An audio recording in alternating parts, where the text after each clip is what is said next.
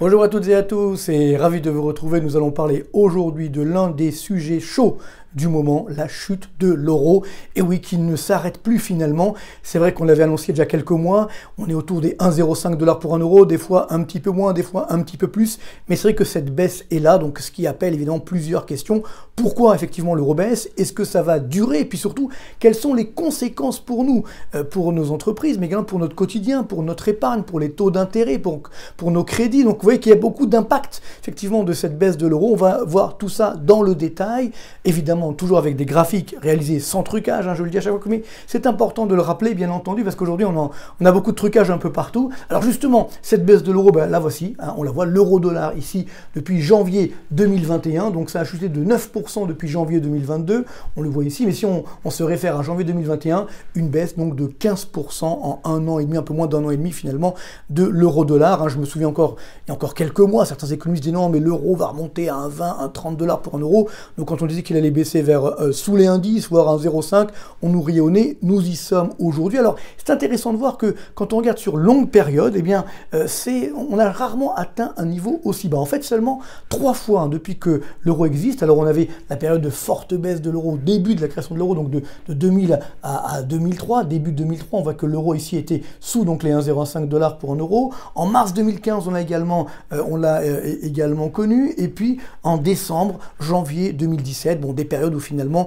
il y avait des petites inquiétudes sur justement la zone euro, mais néanmoins à part ça, c'est vrai qu'on a rarement eu, alors on se souvient bien sûr des 1,60 $ pour un euro en 2008, on n'en est pas là bien sûr, mais là vous voyez, ça y est, on retouche les 1,05 $ pour un euro, donc c'est quand même un vrai événement, surtout que ça pourrait évidemment continuer. Alors déjà, pourquoi cette euro baisse? Il faut comprendre qu'il y a déjà des forces structurelles qui favorisent le dollar par rapport à l'euro, même si on ne veut pas les voir, et souvent on a une sorte de déni de réalité en disant oui, mais l'euro c'est plus sûr que le dollar. Malheureusement non. Alors déjà une raison simple, c'est qu'aujourd'hui, entre 62 et 65% des réserves de change dans le monde sont en dollars, seulement 20% pour l'euro. Donc ça veut dire qu'on a évidemment une demande structurelle de dollars, et parallèlement 50% des transactions dans le monde sont en dollars. Par exemple, quand on paye les matières premières, même quand on paye un Airbus, il est facturé en dollars. Donc ce qui fait que, évidemment, on a une demande là aussi de dollars qui est importante, alors que les Américains, ce n'est que 11% du commerce mondial. Donc 50% du commerce mondial au total sont en dollars, c'est-à-dire que les 2/3 du commerce en dollars ne sont pas américains. Donc là, encore une fois, on comprend pourquoi, structurellement, le dollar doit être plus fort que l'euro. Alors après, évidemment, il y a eu des échecs. Et oui, il faut le dire, moi j'ai souvent défendu, bien sûr, la création de la zone euro.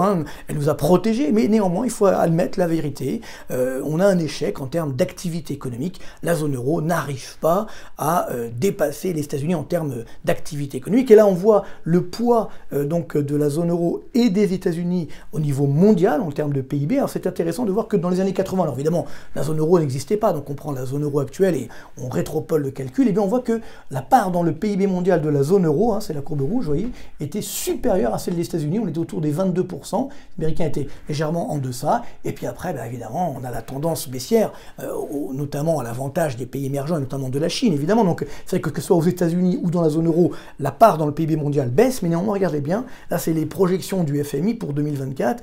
On devrait être autour des 11% pour la zone euro, contre autour des 15 à 16% pour les États-Unis. Donc il y a quand même cet écart qui est toujours à l'avantage de l'oncle Sam en termes de création de richesse au niveau mondial. Et d'ailleurs, autre élément important, à la suite de cette pandémie évidemment dramatique, on se rend compte que les Américains ont beaucoup mieux résisté que nous.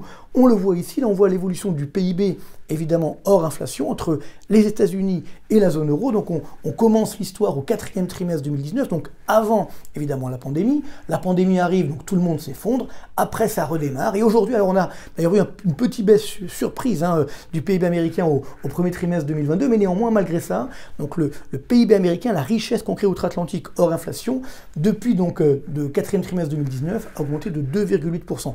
Alors que dans la zone euro, vous voyez, on vient seulement de retrouver le niveau qu'on avait fin 2019, on a une petite hausse de 0,4%. Donc il y a un écart évidemment qui est là. Alors si on regarde les fameux glissements annuels du PIB, c'est vrai qu'on a une petite surprise au premier trimestre 2022.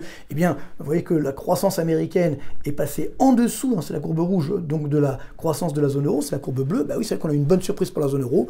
Bon, est-ce que c'est durable? Ça, c'est une autre question, on va le voir tout à l'heure. Mais néanmoins, on a ce petit avantage. Mais quand on regarde sur longue période, là, évidemment, on est très très vite déçu. Là, on a l'écart de croissance annuel cumulé donc entre les États-Unis et la zone euro. Je ne rentre pas dans les détails, voilà, c'est la courbe rouge. Regardez bien, depuis 1995, on a quasiment 100 points d'écart de croissance à l'avantage de l'oncle Sam, 98 points exactement, c'est assez énorme.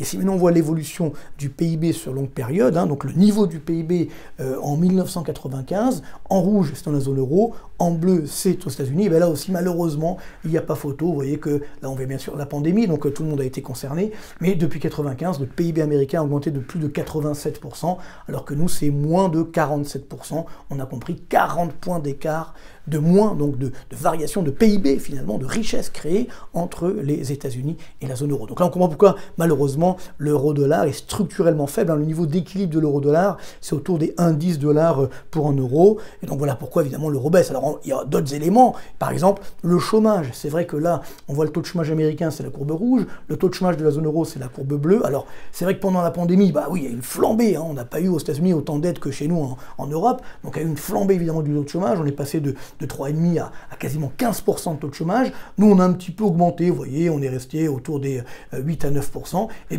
bien sûr, aujourd'hui, ça s'améliore, hein. On a tellement aidé un peu partout. Donc, on a cette baisse du taux de chômage dans la zone euro, on est autour des 6,8%, mais outre-Atlantique, on est à 3,6%. Donc, c'est ça qui est assez incroyable, c'est qu'on a toujours cette dynamique du marché du travail qui est là aussi à l'avantage des États-Unis, donc à l'avantage du billet vert. Alors, justement, si on fait une petite synthèse de toutes les forces et faiblesses entre le dollar et l'euro, d'un point de vue structurel, encore une fois, on voit qu'on a beaucoup d'avantages aux États-Unis. Donc, lorsque c'est en bleu, c'est à l'avantage des Américains, et lorsque c'est en rouge, à l'avantage de la zone euro, avec un seul petit point, donc croissance structurelle, donc c'est la croissance qui s'obtient lors d'un fonctionnement normal de l'économie, 2,5% aux États-Unis, 1% de la zone euro, à peu près le même niveau en France, hein, à peu près 1%.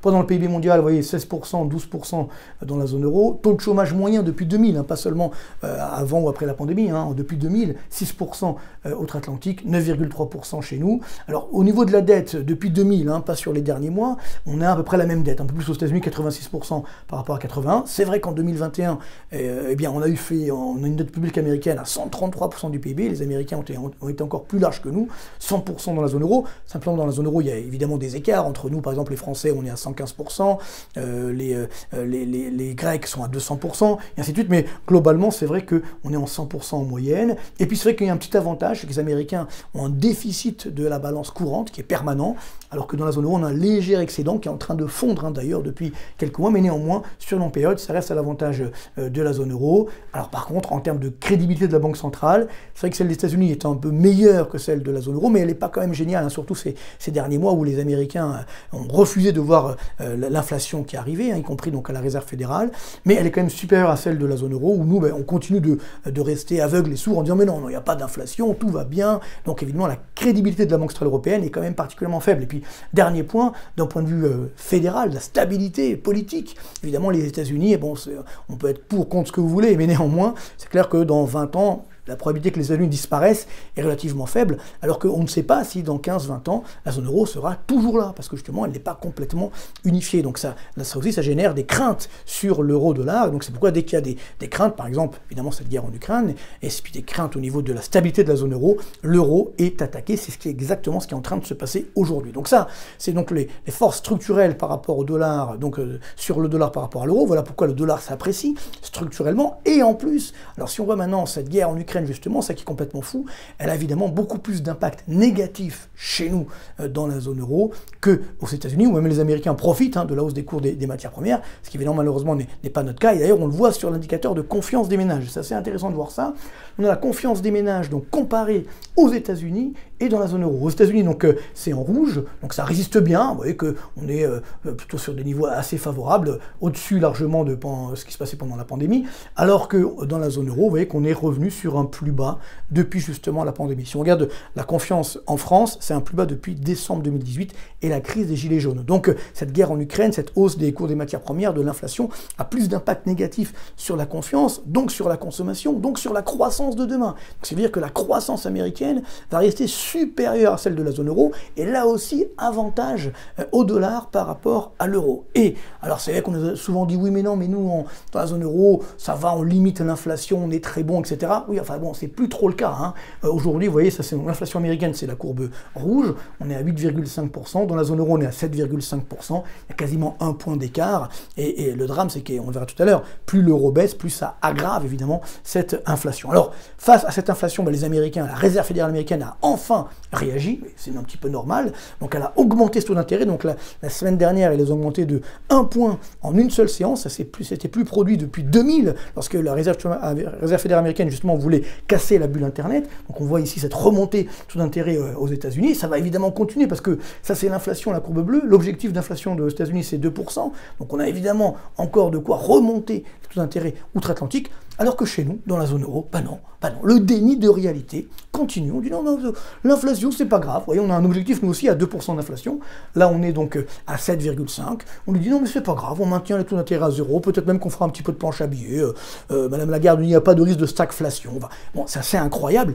On peut tous faire des erreurs, mais après, il faut admettre ces erreurs et réagir en conséquence. Donc aujourd'hui, on laisse effectivement cette politique monétaire quasiment inchangée. En tout cas, il y a un écart de taux d'intérêt entre les États-Unis et la zone euro, ce qui favorise évidemment le dollar. Je vous ai fait un petit graphique pour vous le montrer. Là, c'est le taux d'intérêt américain, c'est la courbe rouge, la Réserve fédérale américaine, donc ce qu'on appelle le taux objectif des Federal Funds. La courbe bleue, c'est le taux RFI, toujours à 0. Évidemment, cet écart avantage le dollar. On a un autre avantage qui est cette fois-ci sur les taux d'intérêt des obligations d'État, donc qui anticipe également la politique monétaire. Et là aussi, c'est pareil. Là, c'est le taux d'intérêt américain. On est donc à 3,1% au moment où nous parlons. En Allemagne, on est à 1,1%. C'est vrai que ça monte aussi, ça monte beaucoup. Mais on a toujours cet écart, hein, ce qu'on appelle en anglais ce spread, hein, cet écart de taux d'intérêt à l'avantage du dollar. Donc voilà pourquoi le dollar reste fort et va encore évidemment s'apprécier. Surtout si les Américains montent encore le taux d'intérêt alors que nous ne faisons rien. C'est là aujourd'hui le danger. Alors vous allez me dire, oui, mais finalement l'euro qui baisse, c'est plutôt bien. C'est vrai que moi, souvent, j'ai souhaité un euro normal. Okay, quand on était à 1,50, même 1,30 $ pour un euro, c'était pas normal. Quand on passe sous les 1,10, là, effectivement, l'euro devient un petit peu trop faible. Alors, très rapidement, d'un point de vue économique, c'est vrai que quand l'euro baisse, ça permet de soutenir les exportations, ça redonne de la compétitivité également aux produits nationaux par rapport aux produits importés, donc normalement on gagne des parts de marché. Comme c'est moins cher chez nous, ça peut également attirer les investisseurs étrangers pour investir chez nous. Donc ça, c'est les points positifs. Empiriquement, on sait que lorsque l'euro baisse de l'ordre de 10%, ça ramène sur une année à peu près 0,5 points à la croissance. Ça, c'est pour les effets positifs. Mais malheureusement, dans le contexte actuel de forte inflation, les effets négatifs l'emportent, sont plus forts que ce 0,5 points, notamment au travers de l'augmentation de l'inflation. Et oui, lorsque l'euro baisse par rapport au dollar, comme les matières premières sont libellées en dollars, vous avez compris qu'on paye encore plus cher la facture des matières premières et des produits importés au sens large. Donc ça veut dire que l'inflation importée augmente, et ce qui évidemment casse le pouvoir d'achat, génère également une remontée des taux d'intérêt des obligations d'État, ce qui casse là aussi la croissance, et surtout risque de générer une perte de crédibilité, une nouvelle crise de la zone euro. Ça, c'est extrêmement dangereux. Quelques graphiques donc pour vous le montrer, pour terminer. Là, on voit donc la France, l'inflation en France, donc on est à 4,8% aux normes françaises, indicateur avancé de l'inflation, les prix à la production, on est à plus de 24%, 24,4 exactement, ça c'est au mois de mars, ce qui veut dire que la courbe rouge est évidemment peut monter, on peut avoir 7-8% d'inflation très vite en France. Évidemment, plus l'euro baisse, plus ça augmentera l'inflation importée, plus ça générera donc une inflation plus forte et donc moins de pouvoir d'achat. Ça, c'est le premier problème. Deuxième problème, évidemment, les taux d'intérêt qui augmentent. Donc là, tout à l'heure, on a vu le taux d'intérêt allemand. Là, on voit le taux d'intérêt français à 10 ans sur la dette publique. On était à 0, hein, rappelez-vous. Hein, il y a même légèrement négatif en début 2021. Là, on est à 1,6, presque 1,7%. C'est assez incroyable. Et donc, ce qui, évidemment, va générer une augmentation des taux des crédits et donc va limiter la consommation, limiter l'investissement. Donc là aussi, on voit que cette hausse de l'euro qui génère une hausse de l'inflation, eh bien, se traduit également par une tension sur les taux longs, et ça, c'est également particulièrement dangereux. Et puis donc, dernier point, il y a un risque, parce que là, on parle de la France. Si on regarde d'autres pays, par exemple la Grèce, regardez, on est à plus de 3,5% sur le taux d'intérêt à 10 ans, l'Italie à 3,1, 3,2% sur le taux d'intérêt à 10 ans, oui, ça y est, c'est des niveaux qui étaient là lors de la dernière crise de la zone euro. Et oui, ce qui veut dire que, attention, on l'a oublié, mais la dette publique, elle est énorme. Hein, et donc, si les taux d'intérêt intérêts augmentent, hein, le quoi qu'il en coûte va nous coûter extrêmement cher. Donc c'est là le danger. Et que comme on a des pays évidemment qui sont surendettés, bien sûr la Grèce, l'Italie, l'Espagne, le Portugal, la France également, là il y a un risque de stabilité de la zone euro. Et c'est ce qui est particulièrement dangereux. Donc il faut vite, je dirais qu'on arrête cette baisse de l'euro. C'est vrai que l'euro qui baisse quand on est autour des entre 1,05 et 1,10, c'est bien. Si on passe sous les 1,05 $ pour 1 euro, là ça devient extrêmement dangereux en termes de crédibilité. Et ça peut même générer, je dirais, des tensions au sein de la zone euro. Alors, je ne dis pas encore l'explosion de la zone euro, mais c'est vrai qu'il y a quand même des risques extrêmement forts de tension au sein de cette zone euro, d'un point de vue économique, politique, et évidemment financier. Donc il faut que la BCE agisse, qu'elle remonte un petit peu le taux d'intérêt, au moins pour montrer qu'elle ne veut pas laisser l'euro baisser trop loin. Et puis bien sûr, il faudrait que cette guerre en Ukraine s'arrête le plus vite possible, d'un point de vue, on va dire, diplomatique, bien entendu. Déjà, ça permettra d'arrêter ce nombre de morts dramatiques, donc depuis déjà plusieurs semaines. Espérons qu'on évitera également la Troisième Guerre mondiale. Donc c'est ça qui est complètement fou aujourd'hui. On est en train de mettre en danger la zone euro, la stabilité de la zone euro, et donc par ricochet, notre activité, notre quotidien, notre consommation, notre pouvoir d'achat et notre épargne. Donc espérons que les dirigeants de la zone euro sauront prendre les bonnes décisions. C'est vraiment tout ce qu'on peut nous souhaiter pour les prochaines semaines, les prochains mois. Merci beaucoup, bonne continuation et à très bientôt.